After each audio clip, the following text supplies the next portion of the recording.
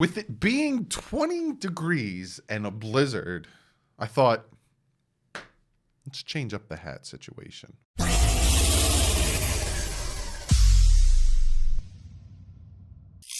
What is up, Finn fans? If you can tell by the title, and football fans, this isn't even directed towards just Finn fans. And if I just to get this out of the way, I've had people comment in, "Oh, this is a Dolphins channel. I don't really care about this stuff." Yes, it's a Dolphins channel first and foremost, and 90% of my content is going to be Dolphins.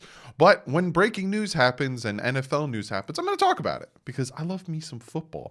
So if you can tell by the title, we are going to talk about what Deshaun Watson is probably going to be worth, give or take, or what the asking price for him is going to be, because some big things happened yesterday that we're going to talk about. Before we jump into that, I got to shout out my 3 new Patreons, Khalib, Dion, and Irving. Thank you guys so much for joining the Patreon. If you guys want to join the Patreon, it is linked below. One of my Patreons asked me a question about different quarterback throws and what does it mean. So I'm going to make a special video just for the Patreon. So if you guys want to join it, it is linked below, but don't feel like you need to.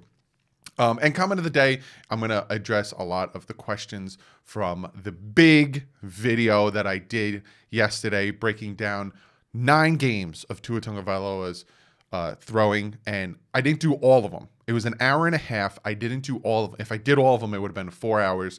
So in comment of the day, there's a lot of questions I got asked about that, so I'm going to address those. But before I really jump into anything, I want to thank you guys so much for the people who watched it, for the people who watched an hour and a half of that. It took a lot of time, a lot of effort for me to put into that. And for you guys to appreciate it, for you guys to watch it, for you guys to, especially the people who watch it with an open mind and didn't just come out and say, "Oh, it sucks anyway." I greatly, greatly appreciate you guys. And it was a big project, and I'm glad I did it, and I'm glad you guys enjoyed it. So let's talk about what happened yesterday and how that affects Deshaun Watson. So the Detroit Lions and the Los Angeles Rams made a big trade, sending Jared Goff to the Rams and sending Goff to the Lions and sending Stafford to the Rams. Big, big trade. So this is what the Lions get. The Lions get Goff. The Lions get 2 firsts, right? 2022 and 2023. They don't have a first this year, so they had to use the next 2 firsts. And a third overall, the third round pick, in my brain, in this year's draft. So they get 3 draft picks, like I said, 2 firsts next year and the year after, and this year's third and Goff. What do the Rams get?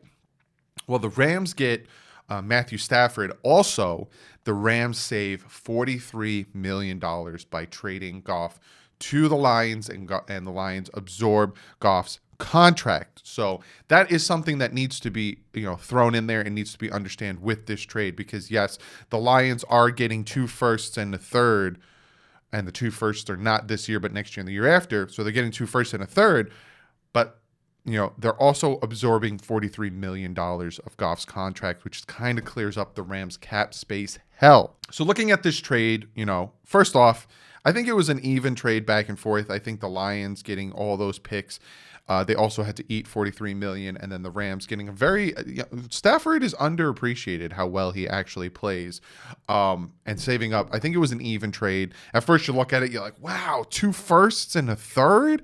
Woo! For Stafford? What? But you also got to throw in that $43 million that they're saving. So I see it kind of even, but I do think that the Lions won a little bit on that one, just because of the 2 firsts. Giving up 2 firsts for Stafford, I'm sorry. Yeah, he used to be a first overall pick, but I don't know. So looking at this now, you're thinking, well, okay, that's what Stafford got, right? 2 firsts and a third. That's what he went for. What is Deshaun Watson going to go for?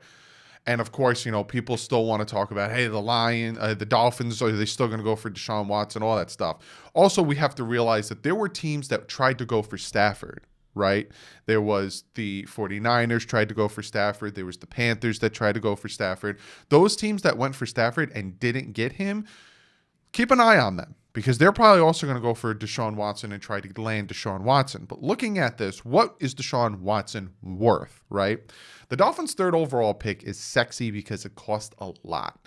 To get that 3rd overall pick, when it comes to value, because each draft pick has a certain value, it's a lot, We don't know in the future where the Rams are going to be to have that 2022 and 2023 first. As of right now, they've been in the playoffs consistently. They've been a good team, top number one defense this past year. So you're looking at that, right? And the Dolphins sitting right now at number 3. That third is sexy. You also got to look at other teams, how high their draft picks are. Those picks would be sexier, right? And they would cost more. Also, we have to realize this. When it comes to what the Texans are going to want, what the Texans are going to ask for, it's costing the Texans a lot, right? Right now, the Houston Texans are in cap hell. I think they're I don't have the exact number, but I think it's around $16 million over the cap, which means they need to clear up about $16 million in cap space. And when and if they trade Deshaun Watson, because we all know Deshaun Watson came out and said he would like to be traded, he made it official because they signed the coach that he didn't want. When and if they trade Deshaun Watson, that's going to put their cap hell in even more depth at around $25 million in cap space hell. So that's the other thing we have to realize with this Houston Texans team, right? They could keep Deshaun Watson. He does not have a roster sign bonus. So they don't have to get him, the new year, which is like the beginning of March. They don't have to get rid of him before that because he has no signing bonus. No June 1st cuts, none. They could keep him for however long they want. He can sit out and they can just take his money away every game he sits out. There is absolutely zero rush for the Houston Texans to make this move for Deshaun Watson because, like I said, one, they'll be over the cap even more if they trade Deshaun Watson, and two, he has no roster bonus. So it's just a lot of them sitting back and waiting, saying, "Listen, kid, we're not just going to bend to your demands because we do to you. All of a sudden, J.J. Watt, all of a sudden, all of these guys are going to start asking and demanding to be traded. Well, why'd you trade him and not me? Well, they got to set a precedent. So there's that. Also, the competition of other teams, right? You're going to have teams who really want Deshaun Watson. You're going to have teams who are going to throw feelers out there. Hey, what do you want for Deshaun Watson? Hey, we're looking at, let's say, a team of the 49ers reach out to the Texans. What do you guys want for Deshaun Watson? And at that time, they're like, we'll take like 2 firsts, maybe a second this year, a second next year. And you send over Bosa? And then the 49ers are like, let me think about that, right? Get off the phone with the Texans. All of a sudden, the Panthers call the Texans. Hey, we'll send you 3 firsts. We'll send you 2 seconds, and we'll send you Christian McCaffrey. All of a sudden, the 49ers call them back and say, you know what? That doesn't sound too bad. And then some Texans are like, nah, price just went up because we got the Panthers wanting to give us 3 firsts, a second, and Christian McCaffrey. The competition will raise that price up. So this is all speculation. In all honesty, I don't have a crystal ball. If I did, I'd be rich right now predicting things. So this is all speculation, but I honestly think looking at the trade that happened between the Lions and the Rams and how that affects Deshaun Watson, you have to take certain variables and put it in there, right? The fact that the Rams took $43 million of Goff's contract, the Lions did, clearing it up for the Rams. Those 2 firsts, are they going to be top firsts? A lot of that comes into account when it comes to the trade. I think Deshaun Watson it's going to take a lot for the Houston Texans to part with Deshaun Watson. Also, like I said, the Houston Texans need to clean up cap space. The Houston Texans need to do a lot. So I don't see this happening anytime soon, and I do think it's going to be more than what the Lions got for Stafford. So, when it comes to, and I know a lot of Dolphin fans are like, stop talking about it. Well, I'm talking about it because of the breaking news yesterday. Also, because I don't see the Dolphins doing it. Now, you might be a fan of Deshaun Watson. I get people spamming my comment section saying, we want Deshaun, which, okay. You chanting it in my comment section doesn't mean the Dolphins are going to do it, nor do they hear it. But I don't see it happening. I see it being a complete 180 for what the Dolphins did last year. Now, am I saying it won't happen? No. Anything could happen. Seriously, anything could happen. They could get a great trade offer and send a certain player and the Texans are like, you know what? If you take his contract fully and we don't have to pay for it, we'll do it for your third and give us our picks back and you can have Deshaun Watson. That could happen. So we'll see how it pans out, but I honestly think it's going to be a pretty penny for Deshaun Watson if that were to happen. And I'm not saying to the Dolphins, to any team, because Stafford-Goff trade set a precedent. I hope I'm using that word right, because I feel like in the comment section, people will be like, you're saying it wrong. It's not president. I'm not saying president, precedent. I don't know what I'm saying. Just comment below. Let me know what you guys think. What do you guys think of the Lions-Rams trade for Goff and Stafford? What is your thoughts on that? And what do you honestly think? Now, take the Dolphins out of this. It has nothing to do with the Dolphins. What do you think Watson's going to go for after that Goff and Stafford trade? Honestly, comment it below. And I'm going to get to comment of the day. Now, comment of the day, like I said, yesterday's video was a long video, hour-and-a-half video of me breaking down all 9 games of Tua playing. He had some bad games. He had some good games. He had some good throws in the bad games. He had some bad throws in the good games. But the whole point of me making that video was, for one, to show that, yes, the kid struggled. He struggled with footwork at times. He struggled with pocket presence at times. He struggled with making reads quick enough at times.